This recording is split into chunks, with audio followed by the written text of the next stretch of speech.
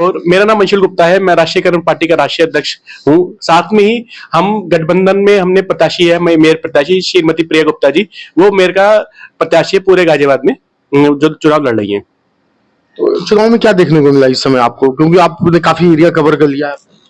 जी, चुनाव में हम सभी, मलिन बस्ती हो चाहे वो अच्छा कोई गाजियाबाद का विकसित क्षेत्र, हम सभी जगह गए हैं और हमारा चुनाव प्रचार लगातार जारी है। और चुनाव में जनता का बहुत अच्छा रेस्पॉन्स मिल रहा है।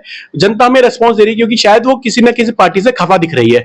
खफा शायद इसलिए दिख रही है क्योंकि किसी पार्टी में भ्रष्टाचार अधिक से अधिक बढ़ चुका है। जो पहले कभी कांग्रेस के जमाने में होता था, आज वो भाजपा के जमाने में सेम स्थिति आ चुकी है।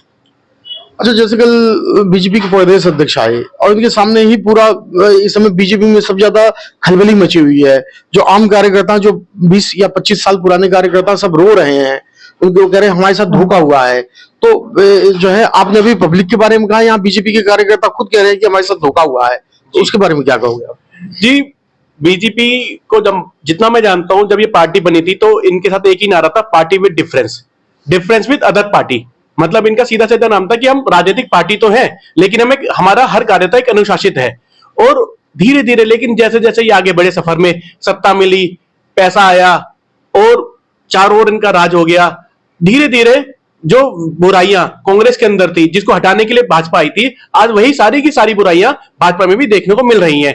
जो कार्यकर्ता, उनके वरिष्ठ कार्यकर्ता थे, समर्पित कार्यकर्ता है, आज वो कहीं पीछे छूट गए हैं और उनके स्थान पर जो पैसे वाले लोग हैं वो आकर कब्जा कर चुके हैं। अच्छा, जैसे अभी आपकी पार्टी में अभी बने हुए 8 महीने हुए, लेकिन आपको मेयर भी आप इस समय आपकी धर्मपत्नी है, प्रत्याशी है, और आपके लगभग 50 प्रत्याशी, जो एक नई पार्टी के लिए सबसे भारी उपलब्धि है कि 50 प्रत्याशी, यहाँ 100, यानी आप 100 वार्ड है यहाँ पे और उसमें आप आधे में कवर कर चुके हो। तो ये उपलब्धि के बारे में क्या कहोगे आप? जी, इसके लिए तो जनता का से अच्छा मिल रहा है रिस्पॉन्स ही मैं कहूंगा कि जनता का आशीर्वाद हमें लगातार मिल रहा है।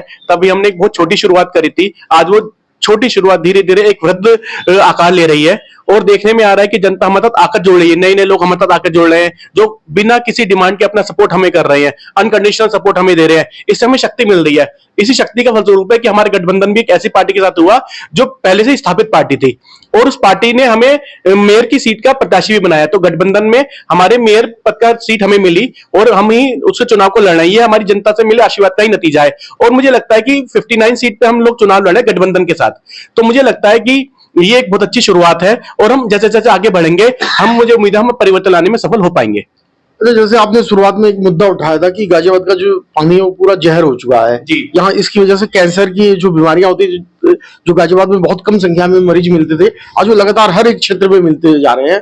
तो सबसे पहले ये आवाज आप ही उठाई थी और लगातार ये आवाज अब धीरे धीरे सभी लोग उठा रहे हैं। तो क्या कहोगे आप इसके बारे में? जी, गाजियाबाद एक इंडस्ट्रियल एरिया है, तो जो इंडस्ट्रियल एरिया का जो वेस्ट है उसमें वेस्ट मैनेजमेंट सिस्टम कुछ भी नहीं है। जो उसका वेस्ट है वो भूमिगत जल में जा ही रहा है और उस भूमिगत जल के जाने की वजह से हमारा पानी धीरे धीरे विषैला होता जा रहा है, रिक्त हो ही रहा है।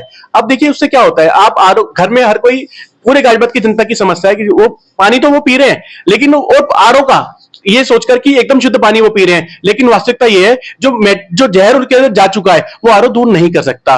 वो जहरीला पानी पी रहे हैं जिसकी वजह से गाजियाबाद में कैंसर के रोगियों की संख्या सर्वाधिक बढ़ी है। और इसका कारण सरकारी, मैं कहूंगा सरकारी जो हमारी अफसर है, एजेंसियां हैं, उनका बिल्कुल भी ध्यान नहीं देना है। उन्होंने ये ध्यान नहीं दिया कि जब एक इंडस्ट्रियल एरिया है तो इसको वेस्ट मैनेजमेंट सिस्टम चाहिए था। अगर हमारी पार्टी गाजियाबाद में मेयर के रूप में जनता उन्हें आशीर्वाद देती है और हमारी पार्टी की मेयर बनती है तो हमारा सबसे पहला काम यही होगा, जो वेस्ट मैनेजमेंट सिस्टम है इसको प्रॉपर करना और इंश्योर करना कि गाजियाबाद का जो भी वेस्ट है वो उसका निस्तारण एकदम वैज्ञानिक तरीके से किया जाए। जी, तो जनता से कोई अपील आप करना चाहते हैं? जी, जनता से मैं यही प्रार्थना करूंगा कि हमारे आजकल देखिए शुरू से ही कि एक पार्टी का कब्जा रहा है नगर निगम के ऊपर, तो वो इसलिए रहा है क्योंकि कुछ बड़े नेता रहते हैं जिनको जनता मानती भी है, जानती भी है और मैं मानता हूं वो ठीक भी है एक हद तक। लेकिन ये बड़े नेताओं के चुनाव नहीं है, ये बहुत छोटे चुनाव हैं जिसमें मुझे लगता है कि आपको पार्टी ना देखकर आपको प्रत्याशी देखना चाहिए, क्योंकि इससे कोई सरकार नहीं बनने वाली। ये आपका पार्षद या मेयर चुने जाएगा इससे, और जो आपके बीच रहकर काम करेगा। तो केवल प्रत्याशी को देखकर, उसकी क्षमता को देखकर, वो योग्य है, ईमानदार है, युवा है, इन सब बातों को, या कर्मठ है या नहीं है, इन सब बातों को देखकर ही आप वोट करें।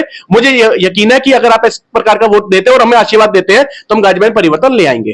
अच्छा, आखिरी सवाल ये पूछूंगा कि अब गाजियाबाद में आपकी पार्टी बहुत ज्यादा स्टेब्लिश हो चुकी है और इस चुनाव के बाद, नगर निगम चुनाव के बाद आपकी जो अगली तैयारी है वहां दिल्ली की है, तो दिल्ली में काफी लोग आपको बुला रहे हैं, वहां की जनता बुला रही है, तो उसके बारे में आप? जी, हमने कभी सोचा भी नहीं था कि हम इतनी जल्दी एक स्टेट से निकल दूसरी स्टेट में चले जाएंगे। आज हम पे दिल्ली के बहुत सारे कार्यकर्ता हमारे साथ ऐसे जुड़ रहे हैं जो हमारे साथ पार्टी में आकर कार्य करना चाहते हैं, और सबका एक ही मंत्र है कि एक साथ जुड़कर जो लोकसभा के चुनाव होने वाले हैं 2024 के, उसमें भी हम मजबूती के साथ खड़े और एक ताकत बनकर उभरे। तो मुझे लगता है कि हम दिल्ली में भी अपने अच्छे प्रत्याशी उतारने में सफल होंगे। अच्छा, नगर निगम चुनाव के बाद अगला अभियान क्या होगा आपका? अगला अभियान लोकसभा चुनाव 2024 होगा। ये रथ रुकने वाला नहीं है। कृपया आप चैनल को सब्सक्राइब कर वीडियो को लाइक जरूर करें।